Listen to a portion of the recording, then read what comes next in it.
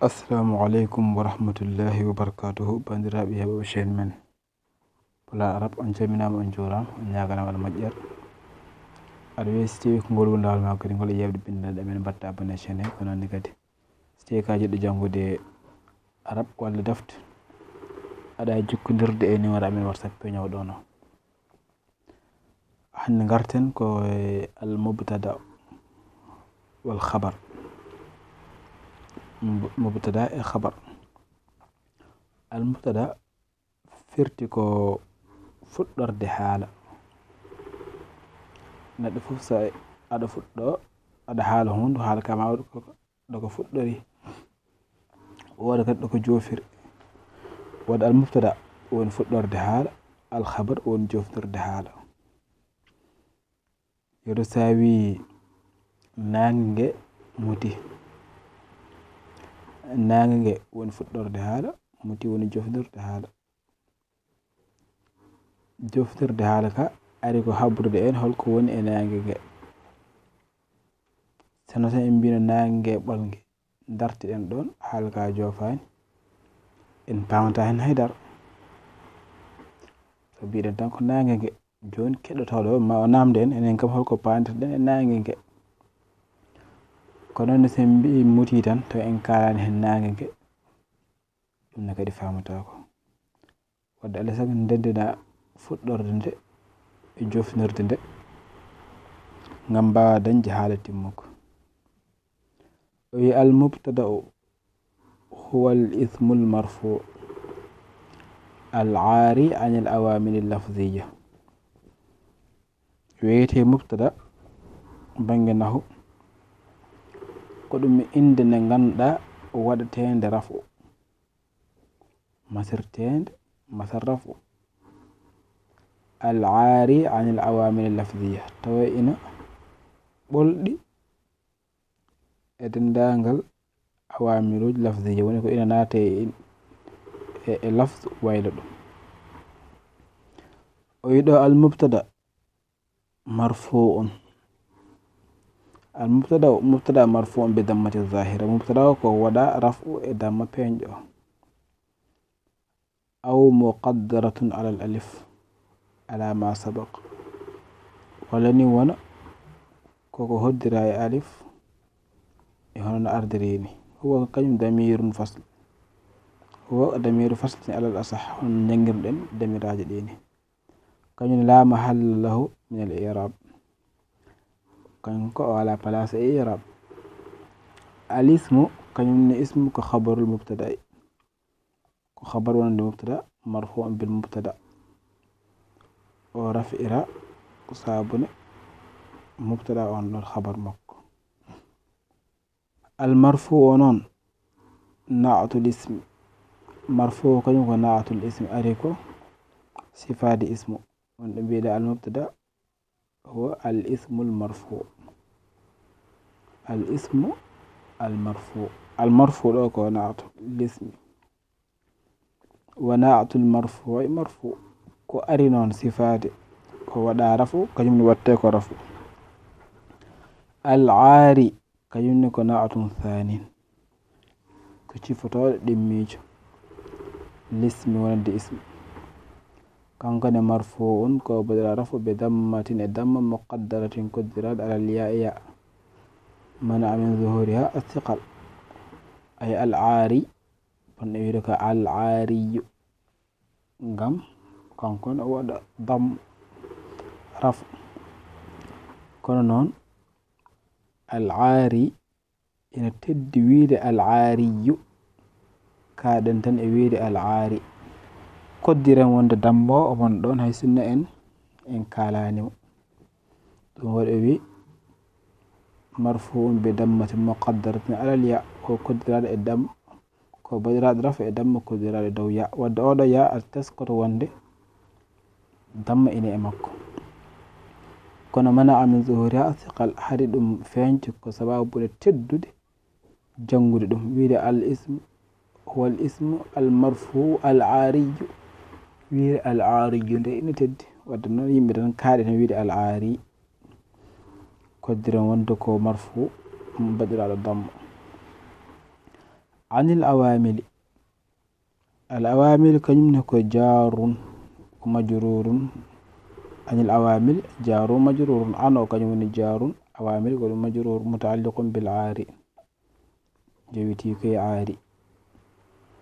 al lafdhiyati na'atul lil awamil lafdhiya kanyum ari ko sifal wonande awamil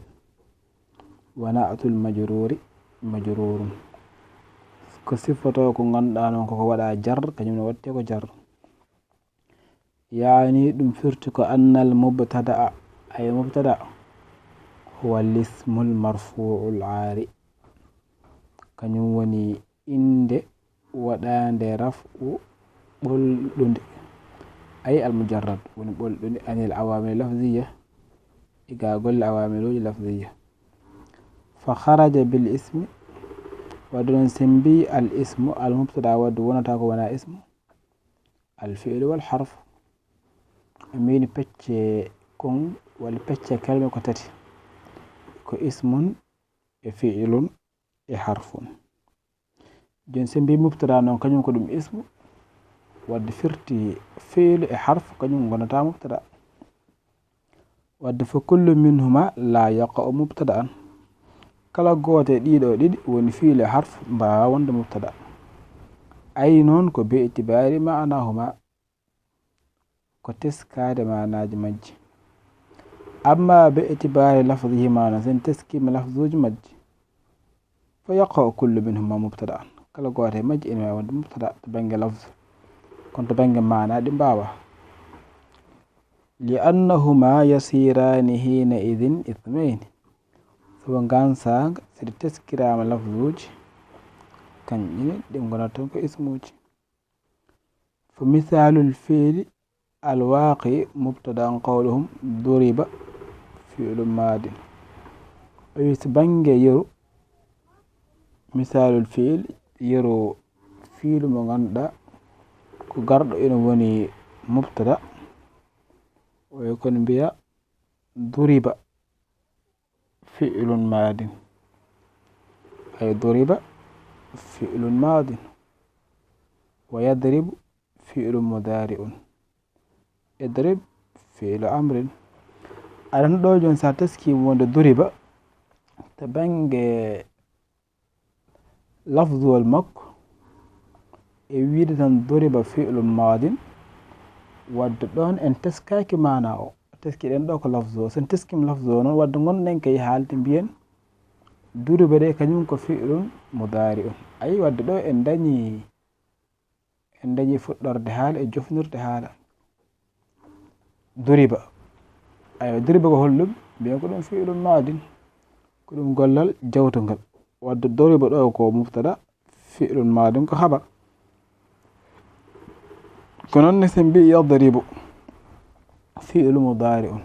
yadribu de kanyum ko fi'lu mo ganda mudari don yadribu ko mubtada fi'lu mudari'un ko habar wadrib fi'lu amrin idrib kanyum ko fi'lu amr ay do sa taskim ida fof en dañi to bange lafzul majj mubtada e khabar kon to bange maanaaji majji di daraki do darde maada sabu di gondo dan kay darde lafz to bange lafzul do en baawi taskade mo wonde ko fi'lu ko mubtada e khabar wa i'rabul awwal sida bada i'rab gadi do bi'eten ko duriba kanyum mubtada on mabniin ala fathi ko mubtada mo ganda mahide fatha fi mahalli raf'in place raf wa fi'lun ko khabarul mubtada fi'lun non ko khabar mubtada marfu'un bil mubtada wa raf'ira kay mubtada wa madin kanyum ko sifatun li fi'lin ko sifa wonande fi'lu wa sifatul marfu'i marfu' kala non ko sifatu ko wada raf kanyum watte ko raf وعلامة رفعه ضمة مقدرة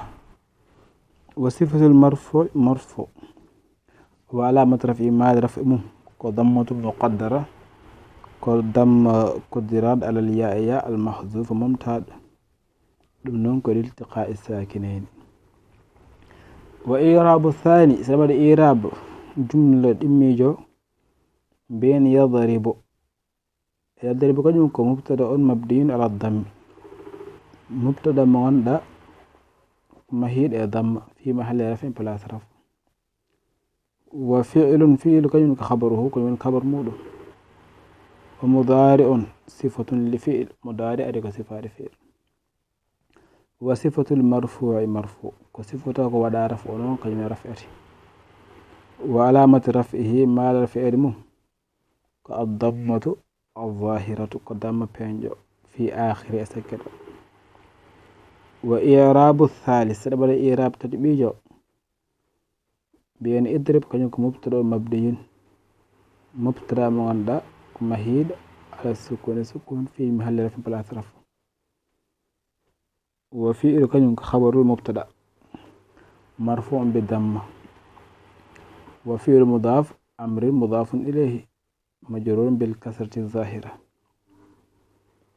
ومثال الحرف الواقع مبتدا أي دي دفف ساتسكيما ويتا ضرب فعل ماض يضرب فعل مضارع ويضرب فعل أمر أي دو تسكي دن تان أدني دي وان دي مبتدا تسكي دن تان كو لفظو كو ان تسكاكي معناو سان ان تسكي معناو نبيتن ضرب بيدن كو فعل ماض مبني للمجهول بين فعل كنيم كو نائب فاعل يضرب دميرن كو فعل مضارع فعل بيتن كو فاعل اضرب بيتن كو فعل امر اضرب بيتن كو فعل امر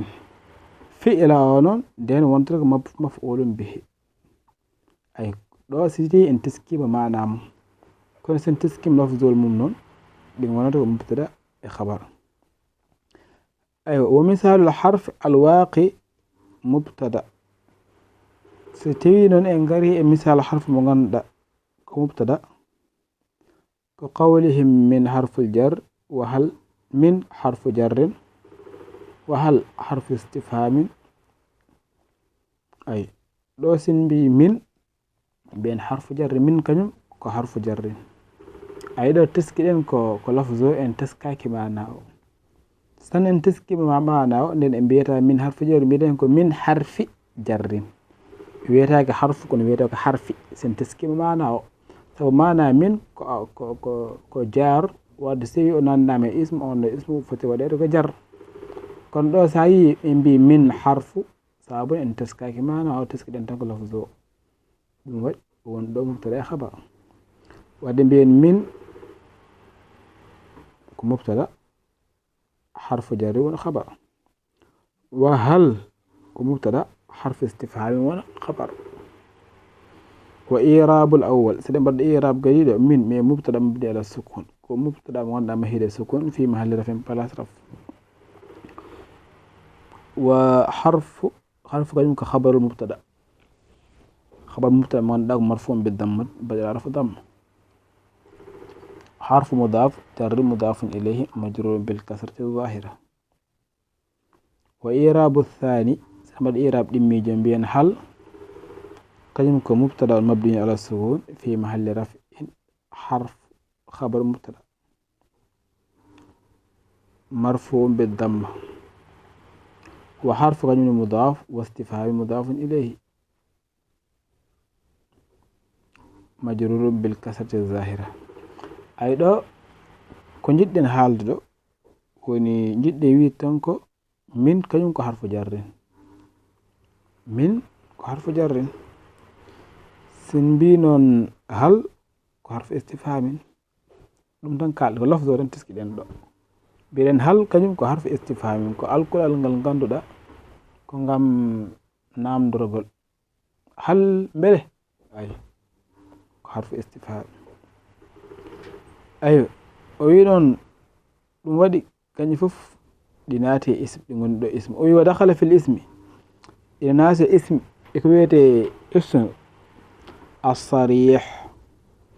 اسم الصريح هو زيد قائم زيد قائم بي سيام اسم صريح نفر ان غان دغلاب تونde ganduɗa jarani ko eɗen tawla sen mbi sen kaali ɗum tan kiɗi nanɗo fof ma anda wonde ko ismu kalten ɗo walla ko kaari kalten ɗo. Yedi sen mbi zeydun qa'imun, ay zeydun kañumne ko dariɗo. Wa irabu sen mbaɗum ira mbiyeɗo ko zeydun ɗo ko mubtada marfu, ko mubtada mo ganduɗa baɗaɗo rafa bil ibtida baɗaɗo rafa ibtida. Wa qa'imun kañumne ko khabaruhu, ko khabaru muɗum marfu'un baɗaɗo rafa be dammate dam elbo mubtada e mubtada. Ayo wa dakhala ismu في الاسم المؤول بالصريح اسم غندا كبلاد تأويل نحو قوله تعالى وأن تصوموا خير لكم، أي وأن تصوموا خير لكم. دو أن تصوموا كوكو ولا تأويل فنويل مانام ta'wil muɗum walla sarih muɗum ko wiide siyamukum walla sawmukum khayrun lakum. ay joni waɗara ta'wil waya an tasumu khayrun lakum. irabu se waɗi ira mbiyeɗon ko alwaw listinaf, wawa ko gam fuɗɗitirade haala. wa an ko harfu masdariyun wa nasbin, harfu masdar e nasbo. tasumu non ko fi'lu mudari mansubun bi an, tasumu ko fi'lu mudari mo ganda badiraɗo nasbiraɗo an. wa alamati nasbihi hasfu nun, mal nasbede mon ko mumtede nun sabu tan ano natani hen waɗanno ko tasumuna, so an natani hen wonanno ko tasumuna. kono ɓaari joni an naati hen ede an ko nasbawo wadde af'alul khams nasbirte ko mumtede nun waɗi mbiɗen an tasumu. ayo o yi wal waw fa'il, waw woni fa'il woni golliɗo gollal ngal. wa an wa ma ba'daha fi ta'wil masdari mubtada, an e on e ko woni caggal mum fof ke tawlede masdari mo ganduɗa mubtada. wa khayru kañumne ko khabaru marfu bi dammati zahira, ولكم جار ومجرور متعلق بخير. والميم ميم علامة الجمع على جمع. والتقدير هدر سيدونكو صومكم خير لكم، أي أن تصوموا بيا صومكم خير لكم ولا بيا صيامكم خير لكم. هدر سيدون. وخرج بالمرفوع نون، أي نوينو المبتدا هو الاسم en kaali holko woni ismu, holko natate ismu e holko natta ismu. mbiɗen al marfuu, ayo joni kaalen holko natate marfu e holko natta e marfu. ɗum waɗi o wi wa kharaja bil marfu'i yalti eɗo o wi wonde al marfu al mansub wal majrur. wadde mubtada kañum wonta mansub wonta majrur bi ghayri al ahrufi az-za'ida wa ma ashbahaha, ko wana alkol ɗe ganduɗa ɓeydiɗe kanante e majji. fa za'ida noon so alkol ɓeydiɗɗe hiya allati dukhuluha ka khurujiha, ɗi ganduɗa naatde ɗi e yaltude ɗi fof poti wonde e majji e ismu walla wasde hen wonde fof poti ɗi battinta haydara. lam tufit ma'anan wa lam tata'allaq bi shay, ɗi ganduɗa ɗi nafata hay ma'ana gotel ɗi jowitake hay hunde. nahu ko wayno alba'u fi bihasbika, alba'u fi bihasbika dirhamun. ɗin ɗon alkule ɗi ganduɗa ko za'ida, ɗi ganduɗa so ɗi naati ismu ɗi battinta hen haydara, so ɗi jalti nadde ɗe e yaltude fof poti. en jeyan ko wayno ba sa wi bihasbika dirhamun, ay wiidemo bihasbika dirhamun e hasbuka dirhamun fof ko gotum, fof ko gotum. wadde noon ba o ala ko ɓeyde e mana hay batte, kadi ala ko usti hen hay batte. bi hasbika dirhamun ay hasbuka dirhamun, an yonima tan mbuɗu gotum. wa i'rabu so ɗum i'rab mbiyata ko al ba'u harfu jarrin za'id ba kanyum ko al harfu jar mo ganda ko ɓeydiɗo. wa hasbi ko mubtada un marfu'un bil ibtida ko mubtada mo ganda daf'iraɗo puɗɗirogol. wa alamati raf'ihi dammatun muqaddaratun ala akhirihi maale raf'ede mo nde ko damma koddiraɗo sakketo. ومنع من ظهورها اشتغال المحل بحركة حرف الجر الزائد هادي رفع ونون فينج ko soklirde place o harfu jarri ɓeyduɗo heno bi hasbik sabu ɗum ɓuri yadude bi sa yi bi mbiya hasbik si tawi noon bi o alani hen te mbiyata ko hasbuka wadde addani en jarrude bi o ko sababu ni natgol harfu jarri ɓeydiɗo harfu jar mo ganduɗa ko zaid o. wa dirhamun kañumne ko khabarul mubtada marfu'un bil mubtada khabar mo ganduɗa ko mubtada daf'iraɗo kadi mubtada. wadde noon fal ba'u fi bi hasbika lam yufid wujudaha ma'ana wadde ba gonɗe e bi hasbi ko gongol makko e on ɗon nden ɗon inde nafani hay batte kadi walam tata'allaqa bi shay kadi ɗum yowita kadi hay batte. wadde noon fa dukhuluha ka khurujiha wonde ɗum hen e wasde ɗum wonde hen nde poti natgol makko e jaltugol makko fof poti ala ko battinta. ɗum kadi o wi washabihatu bizaida e ko nandidina e harfu zaid hiya allati afada wujudaha fil kalam ma'ana ɗin ɗi gonɗi ganduɗa natgol majji e haala ɗum battini ma'ana kono noon walam tata'allaq bi shay kañum ɗum yowitaka hay hunde nahu ko wayno rubba rajulin karimun laqituhu ndaw ko famɗi ko kawrumi e gorko tedduɗo. ay ɗo rubba kanko ko harfu zaid kono noon nafti mana makko firti ko ndaw ko famɗi ko kawrumi e gorko tedduɗo. ayi sa ittini rubba o tan wi rajulun karimun laqituhu mana ene serta e sa wi rubba rajulun karimun laqituhu. wa i'rabuhu saɗano i'rab mbiyata ko rubba kañum ko harfu taqlirin wa jarrin shabihin bizaid ko alkulal ngal ganduɗa ko pamɗinowal kadi nandidinagal e harfu zaid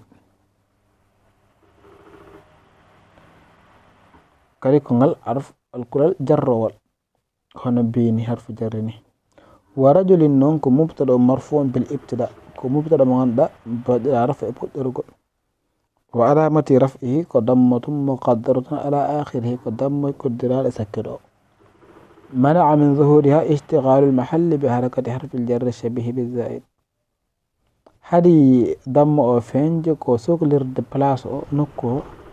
e masal alkulal jar nandidina ngal e harfu zaid. wa karim bil jarri sifatun li rajulin karim noon tawa ko e jar ko sifa wonande rajul ala lafzi wa bir rafi sifatun lahu ala al mahall se mbaɗi ɗum raf'u noon wona sifa e place mahall. wadde aɗa wiide rubba rajulin karimin laqituhu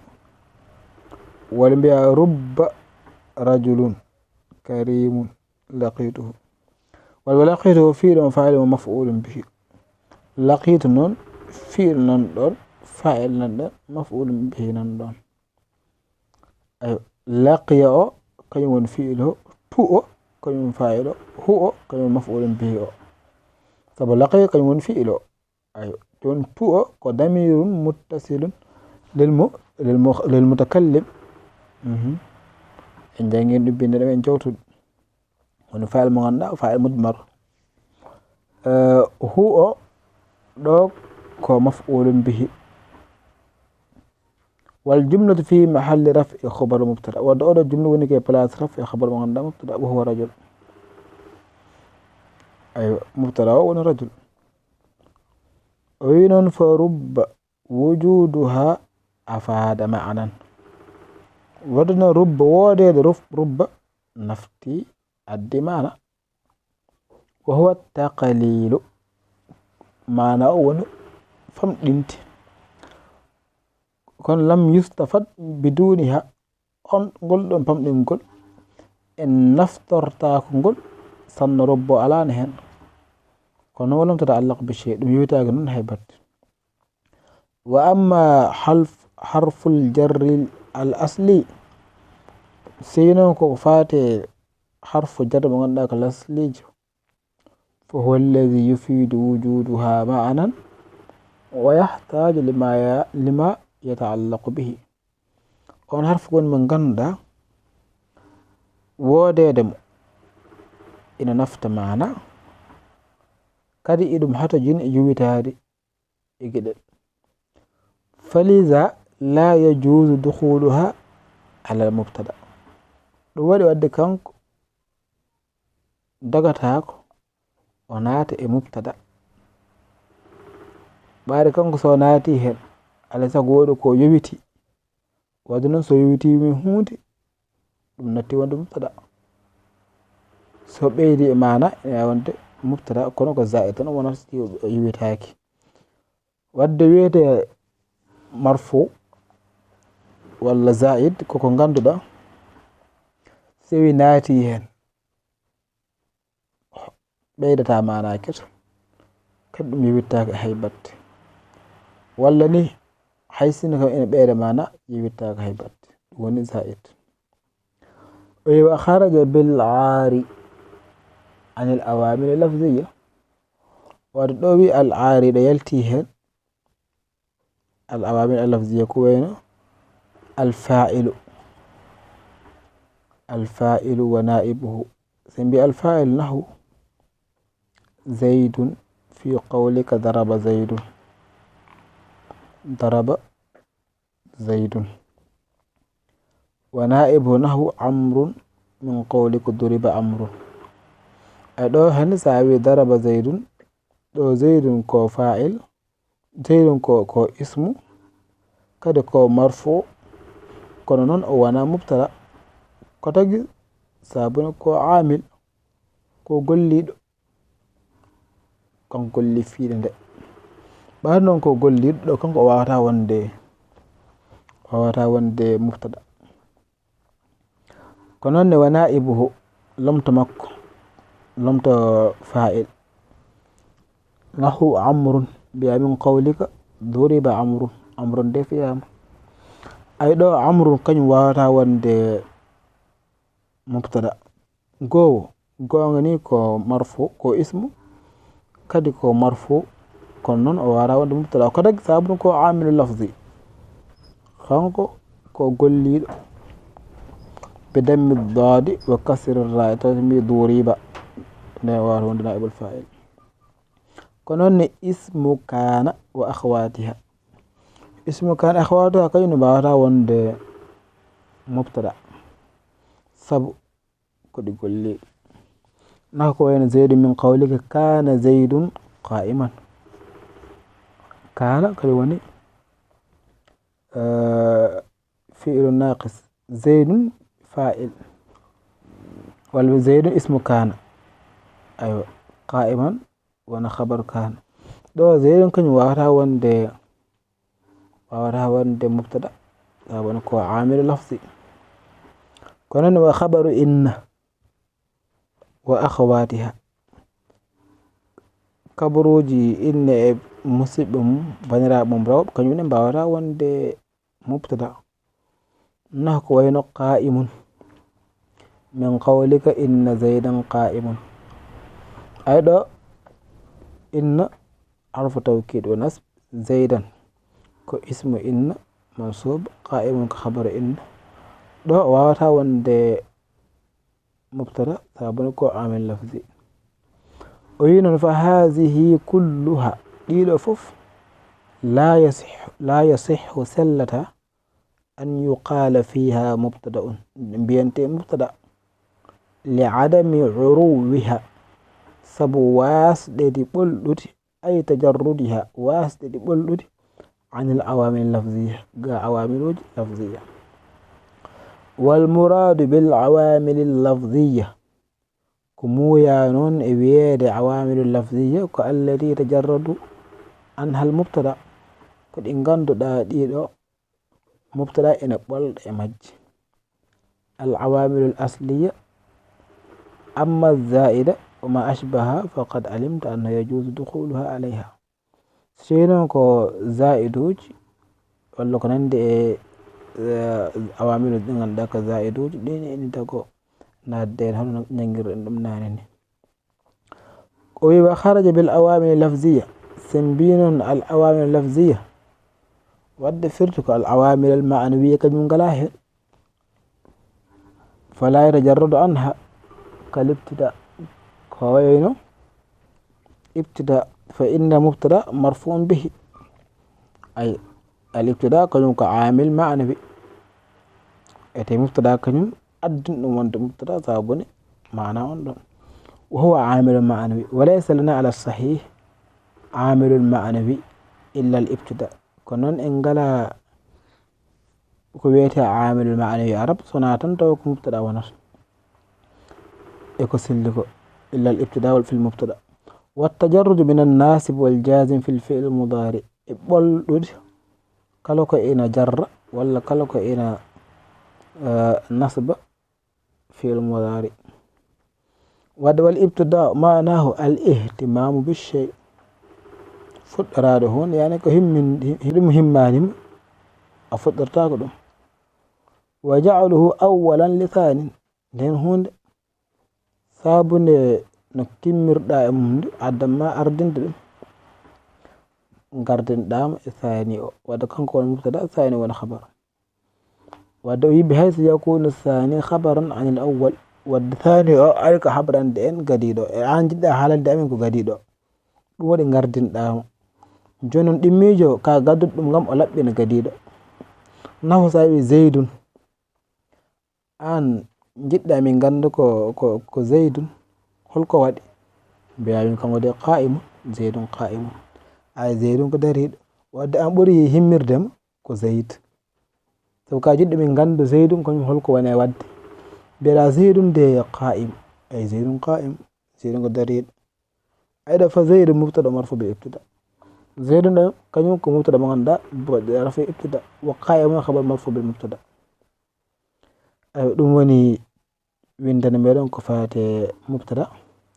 se en garti inchallah garan e khabar wi sa sowa wadde abonné chaîne hene mbatta abonné